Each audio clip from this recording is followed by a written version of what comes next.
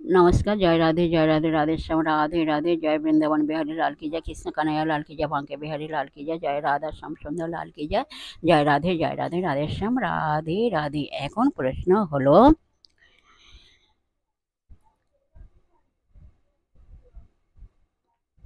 শ্রীকৃষ্ণের জন্ম তারিখ ও সাল কত? জন্মস্থান ও তিরোধান স্থান কোথায়?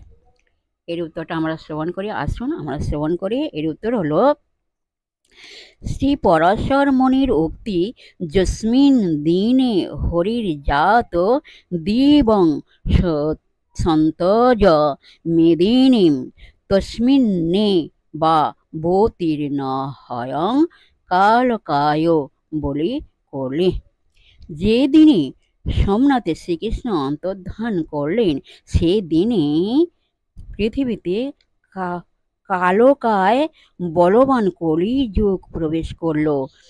ভবিষ্যোত্তর পুরাণে বলা হয়েছে, ভাদ্র মাসে কৃষ্ণপক্ষে অষ্টমী তিথিতে বুধবারে মধ্যরাত্রিতে রোহিণী নক্ষত্রে মথুরাতে কংসের কারাগারে বসুদেব দেবকীর পুত্ররূপে শ্রীকৃষ্ণ আবির্ভূত হন।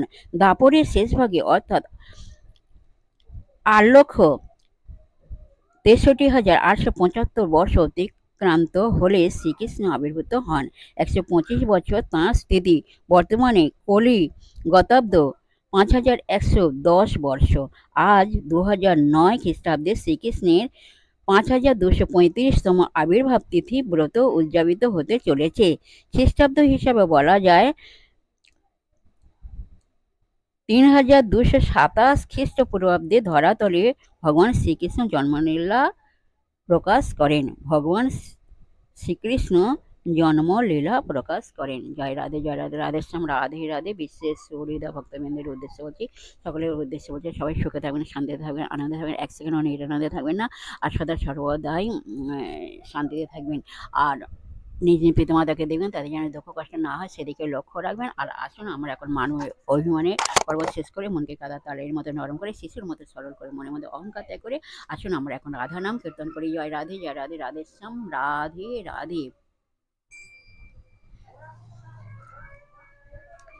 সখী সঙ্গে রূপের কথা কইতেছিল বসি, হেন কালে বৃন্দাবনে বাজল স্বামীর বাঁশি। সখী সঙ্গে রূপের কথা কহিতেছিল বসি, হেন কালে বৃন্দাবনে বাজল স্বামীর বাঁশি। তোমরা বলো, রাধা রাধা রাধা রাধা রাধা রাধা রাধা রাধা রাধা রাধা রাধা রাধা রাধা রাধা। বলো, রাধা রাধা রাধা রাধা রাধা রাধা রাধা।